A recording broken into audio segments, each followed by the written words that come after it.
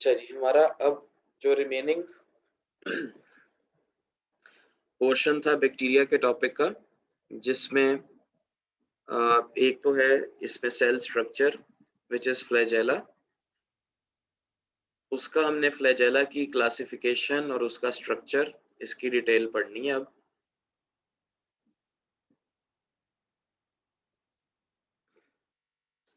Alright, अब जो flagella bacteria को मोटिलिटी प्रोवाइड करता है, बैक्टीरियल फ्लैजेला डिफरेंट होता है फ्रॉम यूकैरियोटिक फ्लैजेला। ये बात हमने प्रोकैरियोटिक और यूकैरियोटिक सेल के कंपैरिजन में पढ़ी थी। ठीक है कि जो यूकैरियोटिक फ्लैजेला होते हैं वो माइक्रोट्यूब्यूल्स और ट्यूबुलिन प्रोटीन से बने होते हैं, जबकि जो प्रोकैरियोटिक फ्लैजेला हैं ये माइक्रोट्यूब्यूल से नहीं बन सकते।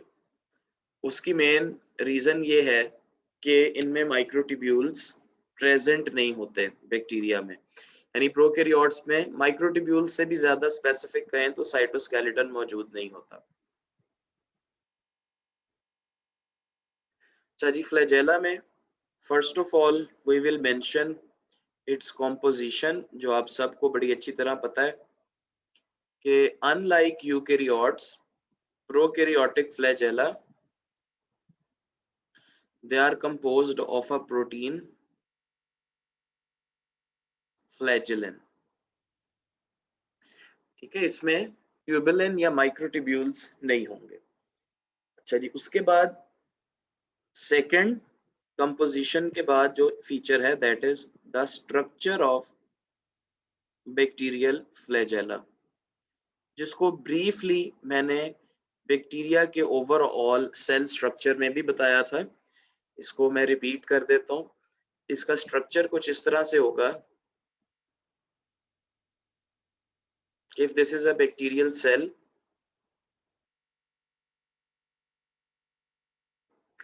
this is cell wall of bacteria, and this is representing cell membrane of bacteria। तो जिस बैक्टीरिया के पास फ्लैजेला होगा उस बैक्टीरिया में वो फ्लैजेला सेल मेम्ब्रेन से ओरिजिनेट होगा। एक उसका पोर्शन बेसल बॉडी होगा। ठीक है, this is basal body. Basal body के साथ एक और स्ट्रक्चर अटैच होगा जिसको हम कहेंगे दिस इज हुक। ठीक है, जिसको ये मैं ग्रीन कलर से रिप्रेजेंट कर रहा हूँ। और फिर उसके बाद ये होलो फिलामेंट होगा फ्लैजेलिन प्रोटीन से बना हुआ, जिसको हम फ्लैजेला कहेंगे। ठीक है, तो ये इसका मेन पार्ट होगा। एक पार्ट जो इसको बेसल बॉडी से अटैच करता है इसको हम हुक कहेंगे। जिस जगह से ओरिजिनेट होता है या सेल मेम्ब्रेन में जिस जगह से ये अटैच होता है, दिस पार्ट, इसको बोला जाएगा बेसल बॉडी, और ये इसका मेन पार्ट होगा। तो फ्लैजेला का स्ट्रक्चर इस तरह से होता है। फ्लैजेला का स्ट्रक्चर ये होगा कि it originates from cell membrane, ठीक है, and not from cell wall. अगर आपसे पूछा जाए कि बैक्टीरियल फ्लैजेला ओरिजिनेट कहाँ से होता है, इसका ओरिजिन क्या है, सेल वॉल है या सेल मेम्ब्रेन है, तो हम कहेंगे जी इसका ओरिजिन है वो सेल मेम्ब्रेन है। वहां पर बेसल बॉडी मौजूद होती है और ये बेसल बॉडी से इमर्ज होता है। ओके जी, मैं कर देता हूँ ऐड। टाइम पे ज्वाइन किया करें सब। अब इस तरह तो नहीं फिर वो हो सकता ना कि आप हाफ एन आवर बाद आकर ज्वाइन कर रहे हो, तो इस तरह तो फिर मैं सारा टाइम यही करता रहूंगा। तो इसलिए टाइम पे ही ज्वाइन करें किया करें सब। ऑलराइट, स्ट्रक्चर के बाद ठीक है, इसमें एक चीज याद रखने वाली है, सेल मेम्ब्रेन से ओरिजिनेट होता है। सेल मेम्ब्रेन में फ्लैजेला का जो पार्ट मौजूद होता है दैट इज बेसल बॉडी, उसके साथ अटैच होती है हुक, और फिर उससे ये पार्ट बाहर आता है जो कि मेन पार्ट होता है। स्ट्रक्चर के बाद थर्ड इंपॉर्टेंट पॉइंट जो कि फ्लैजेला से रिलेटेड होगा that is the function of flagella. जो बैक्टीरियल फ्लैजेला है इसका मेन फंक्शन ये है कि ये बैक्टीरिया को मोटिलिटी में हेल्प करता है। It helps in motility, movement में। अब ये जो मोटिलिटी है ये दो तरह की हो सकती है, यानी बैक्टीरियल फ्लैजेला कैसे मोटिलिटी करेगा या किस रिस्पॉन्स की बेस पे करेगा। बैक्टीरियल फ्लैजेला अगर लाइट के रिस्पॉन्स में मोटिलिटी करे तो इसको बोलेंगे फोटोटेक्सिस, और अगर ये केमिकल स्टिमुलस की वजह से मूवमेंट करे तो इसको बोलेंगे कीमोटेक्सिस। तो जो बैक्टीरियल फ्लैजेला होते हैं ये केमिकल स्टिमुलाई और लाइट दोनों की वजह से होते हैं। फिर इनकी मूवमेंट करने के कुछ तरीके होते हैं।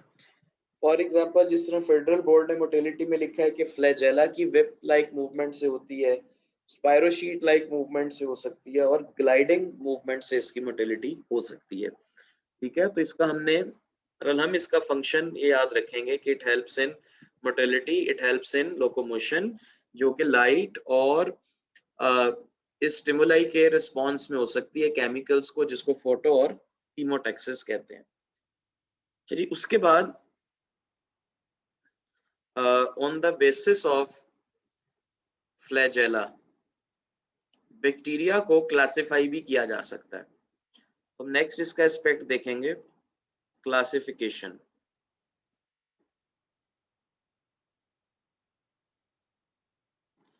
कि क्लासिफिकेशन कैसे की जाती है बैक्टीरिया की on the basis of flagella, यानी कि क्लासिफिकेशन में बैक्टीरिया की करूंगा on the basis of flagella. अब ये जो क्लासिफिकेशन है on the basis of flagella, इसकी पहले मैं दो हेडिंग्स बनाऊंगा। एब्सेंस ऑफ फ्लैजेला, अगर फ्लैजेला मौजूद ही नहीं है तो ऐसे बैक्टीरिया को कहा जाएगा एट्राइकस।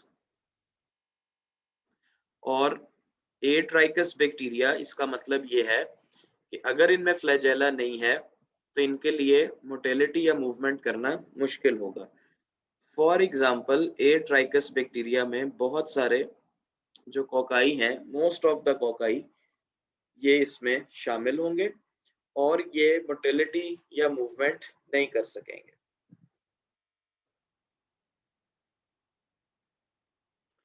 मैं कर रहा हूँ क्लास में एंटर, लेकिन टाइम पे ज्वाइन किया करें, इस तरह डिस्टरबेंस होती है। एट्राइकस कोकाई है। अच्छा, अगर अब फ्लैजेला प्रेजेंट होगा तो इन बैक्टीरिया को बोला जाएगा ट्राइकस bacteria. A ट्राइकस means absence of flagella, और जो ट्राइकस बैक्टीरिया हैं उनका मतलब होगा कि वो फ्लैजेला रखते हैं अपने पास। अब जो ट्राइकस बैक्टीरिया हैं, यानी कि जिनके पास फ्लैजेला मौजूद है, जैसे कि बेसिलाई या स्पाइरोकीट्स, इनकी आगे अब क्लासिफिकेशन फर्दर होगी। इनको फर्दर क्लासिफाई किया जाएगा। Atrichous bacteria do not locomote. ये फिर अपने मीडियम पे डिपेंड करेंगे जो कि इसको ट्रांसफर कराएगा। अच्छा जी, ट्राइकस बैक्टीरिया को दो बेसिस पे क्लासिफाई किया जाता है। एक तो नंबर ऑफ फ्लैजेला, के जो ट्राइकस बैक्टीरिया है उसके पास फ्लैजेला कितने हैं, और दूसरी रीजन, एक तो नंबर हो गया फ्लैजेला का और दूसरा पैटर्न ऑफ अटैचमेंट,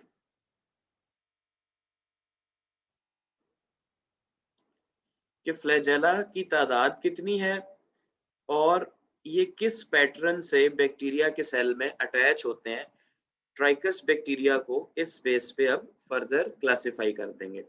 यानी बैक्टीरिया की क्लासिफिकेशन की reason absence of flagella, presence of flagella में number and pattern of attachment की बेस पे हो सकती है। इन 3 रीजंस की बेस पे, नंबर 1 एब्सेंस, प्रेजेंस में number of flagella and pattern of attachment of flagella की बेस पे आप इसे क्लासिफाई करेंगे। चलिए अब इसको मैं क्लासिफाई करता हूँ, इसको हम फर्दर डिवाइड करते हैं कि किस बेस पे इसको या इसको कितनी डिफरेंट टाइप्स में अब हम क्लासिफाई कर सकते हैं। अच्छा, इसके लिए अब आपको दोनों टाइप्स की क्लासिफिकेशन को जहन में रखना है, दोनों को पढ़ना है, एक जो फेडरल बोर्ड में गिवन है और एक जो होगी वो पंजाब टेक्स्ट बुक बोर्ड में गिवन है। बैक्टीरिया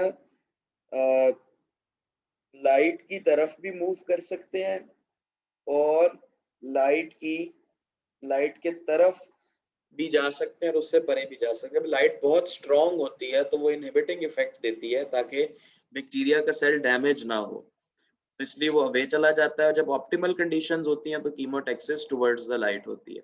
अब देखें फेडरल में और पंजाब में, Punjab text book board and national book foundation यानी जो कि फेडरल बोर्ड की बुक है, इसमें बैक्टीरिया की जो फ्लैजेला की बेस पे क्लासिफिकेशन की गई है वो 4 क्लासिफिकेशंस सेम है। अब जो सी सेम है ना, हम उसकी बात करते हैं। कहते हैं जी बैक्टीरिया का सेल, ऐसा सेल बैक्टीरिया का जिसमें से सिर्फ एक ही फ्लैजेला एक पोल से इमर्ज कर रहा हो, यानी एक फ्लैजेला एक ही पोल से इमर्ज कर रहा हो, तो इस बैक्टीरिया को क्या नाम दिया जाएगा? मोनोट्राइकस। तो एक पोल से, मोनो मीन्स वन, ट्राइकस का लफ्ज शो कर रहा है प्रेजेंस ऑफ फ्लैजेला को, जैसे कि मैंने अभी ऊपर बताया, ट्राइकस का मतलब है फ्लैजेला प्रेजेंट, ए ट्राइकस का मतलब है एब्सेंट।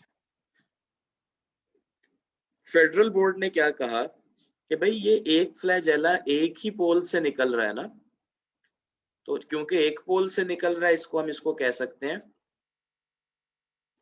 Monopolar monotrichous. इन बहरहाल ये मोनोट्राइकस की टर्म लाजमी आएगी कि अगर एक पोल से एक फ्लैजेला इमर्ज कर रहा है। दूसरा इसमें यह हो गया कि ये बैक्टीरियल सेल अगर इसके एक पोल से इस तरह फ्लैजेला का टफ्ट इमर्ज कर रहा हो, एक ही पोल है लेकिन फ्लैजेला का यूं टफ्ट यानी कि फ्लैजेला का एक गुच्छा वो निकल रहा है, तो ऐसे फ्लैजेला को या ऐसे बैक्टीरिया को क्या बोला जाएगा? इसको फेडरल बोर्ड और पंजाब बोर्ड दोनों में लिखा गया लोफोट्राइकस। ठीक है, ये टेक्स्ट से भी पूछा जा सकता है, डायग्रामेटिकली भी पूछा जा सकता है। थर्ड वन कि अगर बैक्टीरिया के ये लोफोट्राइकस हो गया ना, एक पोल पे टफ्ट था,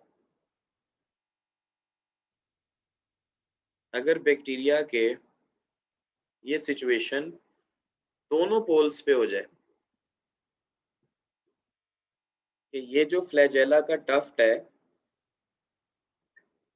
जी, इसको सबा मोनोपोलर मोनोलोफोट्राइकस भी कह सकते हैं, लेकिन क्योंकि पोल सिर्फ एक जगह नहीं है, मल्टीपल जगह है एक ही साइड से, इसलिए मोनोपोलर की टर्म इस्तेमाल की नहीं जाती, इसको लोफोट्राइकस ही कहा जाएगा।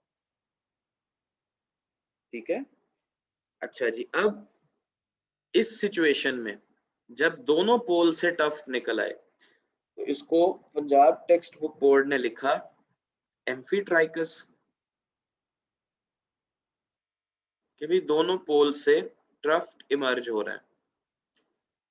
एक टफ्ट को फेडरल बोर्ड के मुताबिक लोफोट्राइकस कहा गया था, तो दो पोल्स की वजह से जो टफ्ट इसमें मर्ज हो रहा है इसको बोल दिया गया एम्फी लोफोट्राइकस।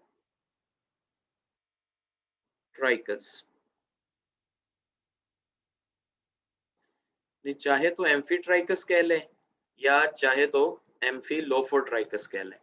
लोफोट्राइकस से याद रख लेना, एक पोल वाली एक ही साइड से अगर इस तरह टफ्ट इमर्ज हो रहा है तो लोफोट्राइकस, और अगर ये दो पोल्स यानी दोनों तरफ से हो जाएगा तो इसको बोलेंगे एम्फीलोफोट्राइकस।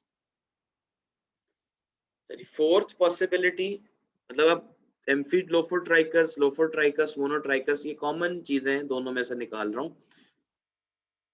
फोर्थ पॉसिबिलिटी ये है अकॉर्डिंग टू बोथ बुक्स कि अगर बैक्टीरियल सेल फिर रैंडमली तकरीबन हर जगह से इस तरह फ्लैजेला इमर्ज कर रहे हों तो इसको क्या बोला जाएगा? अगर रैंडमली हर जगह से इमर्ज कर रहे हैं तो it will be called as peritrichous.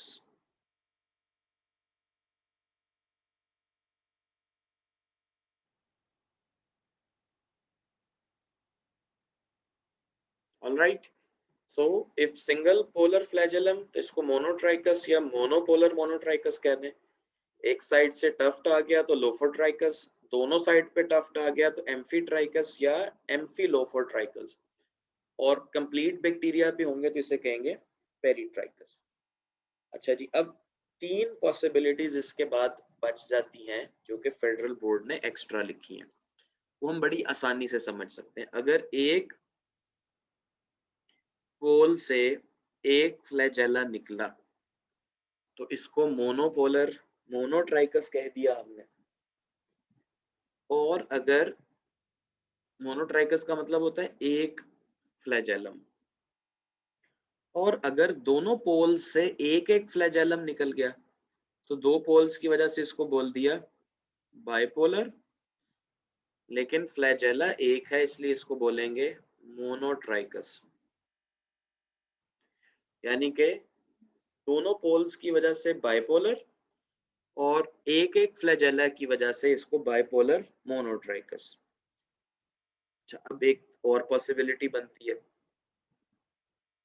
अगर इस बैक्टीरिया में एक पोल से सिर्फ दो फ्लैजेला निकले, एक पोल से दो फ्लैजेला निकले तो एक पोल की वजह से बोलेंगे मोनोपोलर, एक पोल है ना जहां से इमर्ज कर रहे हैं, और फ्लैजेला दो हैं तो इसको बोलेंगे मोनोपोलर बाइट्राइकस। पूरा पूरा नाम इसका इंडिकेट कर रहा है, बाइपोलर मोनोट्राइकस का मतलब है कि दोनों पोल से सिर्फ एक एक फ्लैजेला इमर्ज होता है। एक पोल से एक फ्लैजेला इमर्ज होता है तो मोनोपोलर मोनोट्राइकस, और अगर एक पोल से सिर्फ दो फ्लैजेला इमर्ज हो रहे हैं तो इसको हम मोनोपोलर बाइट्राइकस कहेंगे। अब उसके बाद अगली पॉसिबिलिटी होती है कि जी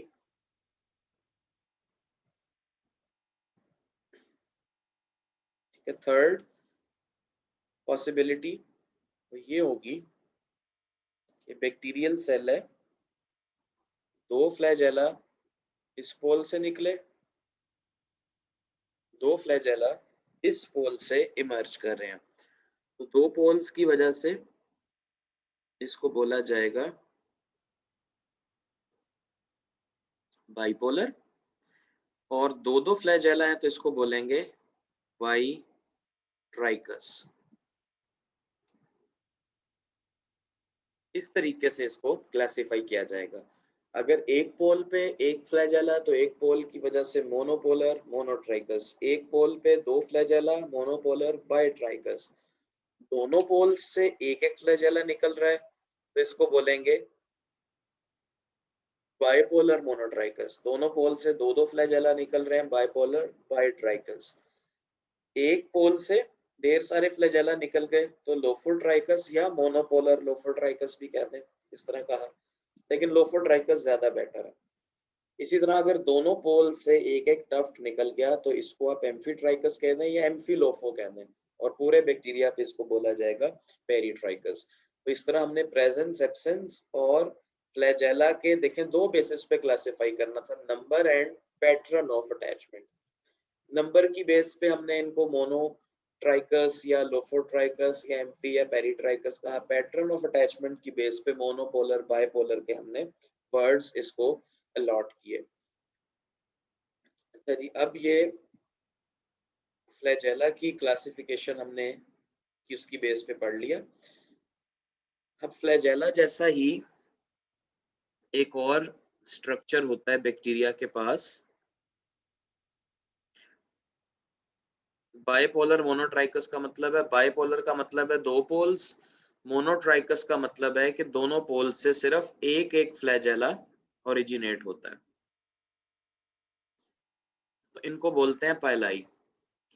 जो पहले वाला लफ्ज है मोनोपोलर वो आपको नंबर ऑफ पोल्स बता रहा है, बाद वाला लफ्ज है फ्लैजेला की तादाद बता रहा है। अच्छा जी, पाइलाई जो बैक्टीरिया हैं इनके पास ये हॉलो नॉन हेलिकल, फ्लैजेला भी हॉलो होता है, hollow and non helical appendages होते हैं जिनको हम पाइलाई कहते हैं। They are composed of a protein pilin, इसको पेलिन भी कहा जाता है, पाइलिन भी कहा जाता है। ये इसकी जी एहतशाम, ये इसकी रिक्वायरमेंट नहीं है, वो आप बुक से पढ़ लीजिए, जो रिक्वायर्ड नहीं है ये दोनों चीजें। हॉलो नॉन हेलिकल पाइलिन, जिस तरह वो फ्लैजेलिन प्रोटीन से बना था ये पाइलिन प्रोटीन से बनेगा। जो पाइलाई होते हैं इनकी दो मेन टाइप्स होती हैं on the basis of their function. Pili का एक बड़ा अहम फंक्शन है कि a type of genetic recombination process जिसको बोला जाता है कॉन्जुगेशन, और दूसरा पाइलाई का फंक्शन होता है अटैचमेंट। जिस तरह फ्लैजेला का काम मोटिलिटी है और अटैचमेंट नहीं है, इसी तरह पाइलाई का काम अटैचमेंट है लेकिन ये मोटिलिटी प्रोवाइड नहीं कर सकता। अटैचमेंट करवा सकता है सरफेसेस के साथ, मोटिलिटी देना काम सिर्फ और सिर्फ फ्लैजेला का होता है। जो कॉन्जुगेशन के लिए इन्वॉल्व होते हैं पाइलाई, इनको बोला जाता है सेक्स पाइलाई, इनको बोला जाता है ट्रू पाइलाई, और ये मौजूद होते हैं सिर्फ और सिर्फ ग्राम नेगेटिव में। जबकि जो अटैचमेंट के लिए पाइलाई होते हैं इनके लिए एक स्पेसिफिक नेम दिया जाता है जिसको बोलते हैं फिम्ब्रे, ठीक है, और ये फॉल्स पाइलाई भी आप इन्हें कह सकते हैं। ठीक है, तो कॉन्जुगेशन एक इनका काम होगा, अटैचमेंट की बेस पे कहा जाएगा तो इनको फिम्ब्रे कहा जाएगा। ये ग्राम नेगेटिव के अलावा पॉजिटिव में भी हो सकते हैं, लेकिन कॉन्जुगेशन करने वाले सिर्फ और सिर्फ ग्राम नेगेटिव सेक्स पाइलाई और ट्रू पाइलाई सिर्फ और सिर्फ ग्राम नेगेटिव होते हैं। तो अटैचमेंट टू सरफेसेस में ये हेल्प करेंगे। फिर इसके बाद आपने एक दफा रीड कर लेना है स्पोर एंड सिस्ट्स। ये रेजिस्टेंट डोरमेंट स्ट्रक्चर्स होते हैं बैक्टीरिया में, ठीक है, जो कि अनफेवरेबल कंडीशंस में बनते हैं। Both are formed in unfavourable conditions. इनको एक दफा आप थॉरली रीड कर लीजिएगा। ठीक है, स्पोर्स की दो टाइप्स होती हैं, एक्सोस्पोर्स जो कि आउटसाइड द वेजिटेटिव सेल्स बनते हैं, एंडोस्पोर्स। एक इसमें बस इम्पोर्टेंट है कि जो सिस्ट होते हैं they are not heat resistant, ये एक इम्पोर्टेंट पॉइंट इसमें है, जबकि जो स्पोर्स होते हैं वो हीट रेजिस्टेंट होते हैं।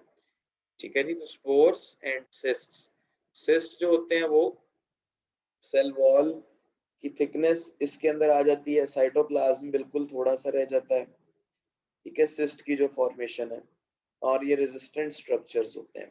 बैक्टीरिया की स्पीशीज का फर्क है। नॉट हीट रेजिस्टेंट का मतलब ये है कि इनको हीट देंगे तो ये डैमेज हो जाएंगे, डिस्ट्रॉय हो जाएंगे, तो सरवाइव नहीं कर सकेंगे। चलिए इसके अलावा मैं ब्रीफली एक और यहाँ पर डिस्कस करना चाहूंगा, वो है प्लाज्मिड्स।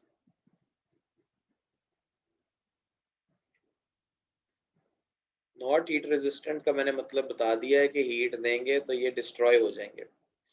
जो प्लाज्मिड्स होते हैं ये सब बैक्टीरिया में कॉमन नहीं होते, मतलब ऐसा नहीं है कि हर बैक्टीरिया के पास प्लाज्मिड लाजमी होना चाहिए। प्लाज्मिड्स को हम बैक्टीरिया के रेफरेंस में कहते हैं कि they are extra chromosomal.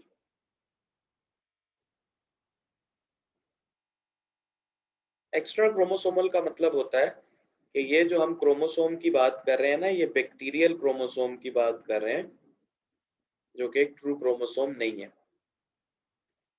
Double stranded and circular DNA molecules होते हैं। बैक्टीरिया के सेल में एक तो उसका अपना ये सर्कुलर डबल स्ट्रैंडेड डीएनए का मॉलिक्यूल मौजूद होता है। जो बैक्टीरिया का डीएनए होता है जिसको हम न्यूक्लियोइड भी कहते हैं। इसके अलावा अच्छा, it must be present in all bacteria.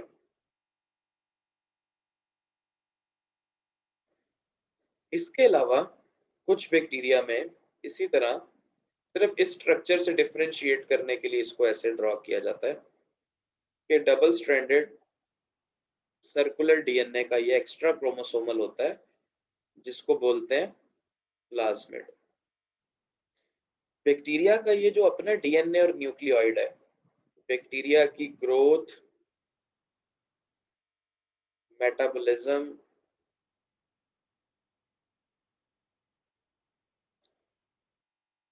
ये सब कुछ जो भी बैक्टीरिया के नॉर्मल प्रोसेसेस हैं वो इस डीएनए ने करने होते हैं, जो कि सब बैक्टीरिया के पास है।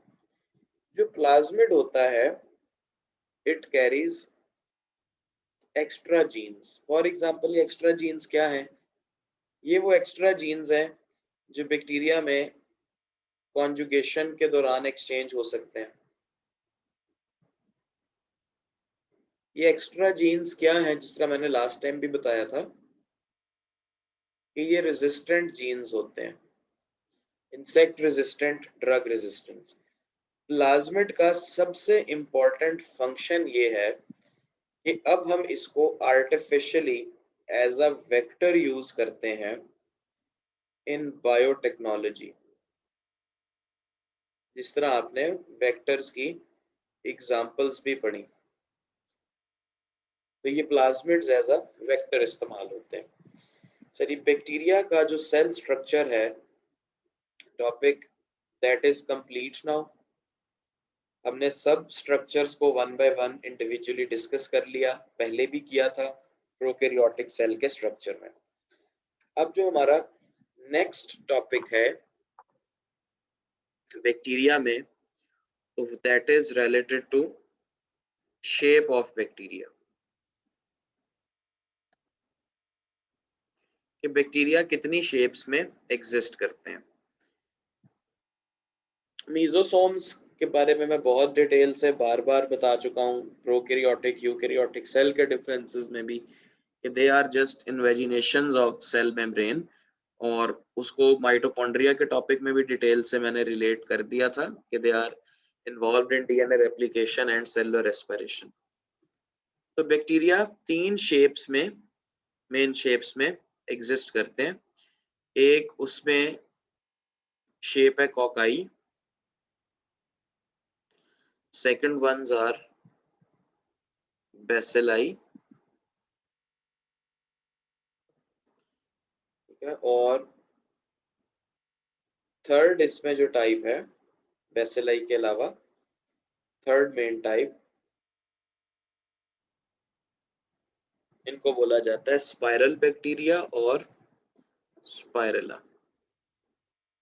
तो बैक्टीरिया इन 3 मेन शेप्स में एग्जिस्ट करते हैं, राउंड या ओवल बैक्टीरिया। ठीक है, राउंड टू ओवल ये कोकाई होते हैं। ये राउंड क्यों नहीं बन रहा? जो रॉड शेप बैक्टीरिया होते हैं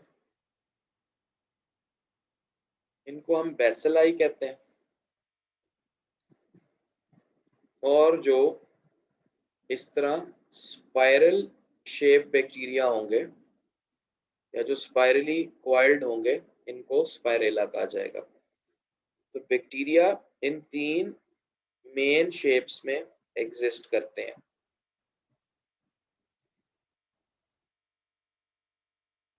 ठीक है, ये 3 मेन शेप्स होगी, cocci, bacilli and spirilla. As the shape indicates, जो कोकाई बैक्टीरिया हैं दे आर राउंड। ठीक है, तो कंप्लीटली राउंड हो सकते हैं या फिर they are round to Oval.